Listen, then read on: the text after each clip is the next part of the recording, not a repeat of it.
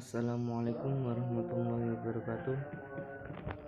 Perkenalkan, nama saya Muhammad Khairul Anam, NIM 2020710056 dari kelas B2 Saya di sini akan mempresentasikan materi Ulumul Quran yang bertema ilmu nasikh wal mansukh. Di sini ada beberapa pembahasan. Yang pertama, pengertian ilmu nasikh wal mansukh. Yang kedua, sejarah perkembangan nasikh wal mansukh. Yang ketiga, klasifikasi nasikh wal mansukh. Yang keempat, perbedaan nasikh wal mansukh. Yang kelima, fungsi memahami ilmu nasikh wal mansukh. Yang keenam, pendapat para ulama tentang nasikh wal mansukh. Di sini saya tidak akan menerangkan atau membahas semua materi tersebut, namun saya lebih berfokus kepada pengertian ilmu nasikh wal mansukh dan sejarah perkembangan nasikh wal mansukh. Langsung saja ke materi pertama. A. Pengertian ilmu nasikh wal mansukh. An-nas menurut bahasa Arab mengarah kepada dua arti. Pertama, memiliki arti izalatu syai'in wa idamuhu, yaitu menghilangkan sesuatu dan meniadakannya atas dasar Allah Subhanahu wa taala. Lafaz yansahu dalam ayat di atas bermakna menghilangkan atau meniadakan bisikan-bisikan syaitan dan penyesatannya.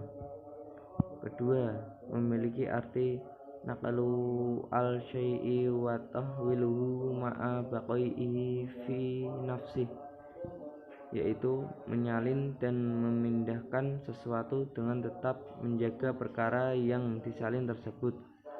Sedangkan secara istilah, usuliyun dan fuqaha mendefinisikan an-nas dengan arti raf'u asy-syar'i, hukuman syar'iyan bi dalilin syar'iyyin mutarakhin anhu, yaitu pengangkatan atau penghapusan oleh asy-syar'i Allah Subhanahu wa taala terhadap hukum syarak atau yang lampau dengan dalil syarak yang terbaru.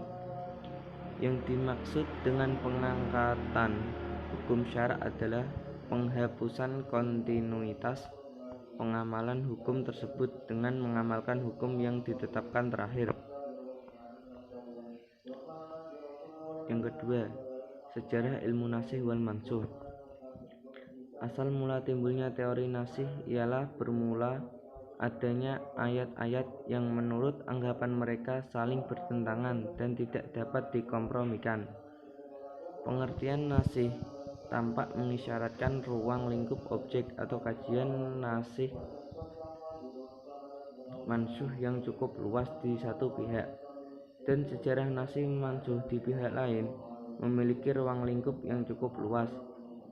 Ketika nasikh mansukh dipahami dalam konteks internal ajaran Islam, akan tetapi merambah dalam pendekatan eksternal antar agama, dan tepatnya syariat Nabi atau Rasul yang satu dengan syariat Nabi dan Rasul Allah yang lain. Karena persoalan nasikh mansukh tidak terbatas pada sejarah penurunan Al-Quran, akan tetapi jauh melampaui pada masa-masa itu, yakni dalam hubungan dalam penurunan kitab Taurat atau perjanjian lama dan Injil atau perjanjian baru di pihak yang lain. Kondisi lahirnya nasikh mansukh.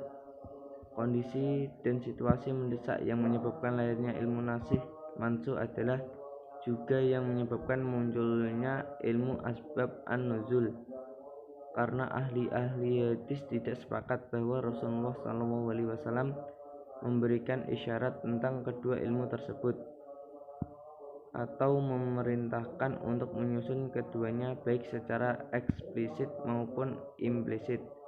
Hal ini adalah sesuatu yang menguatkan pendapat kita yang telah diriwayatkan oleh Ibnu Mas'ud dalam sebuah hadis masyhur yang dijadikan sandaran oleh orang-orang yang berpendapat adanya nas kami pandang lebih dekat ke khurafat. Mungkin hanya itu yang bisa saya jelaskan. Kurang lebihnya saya minta maaf yang sebesar-besarnya apabila dari tutur kata ataupun penjelasan yang kurang mengenakan di hati. Sekian presentasi dari saya. Wassalamualaikum.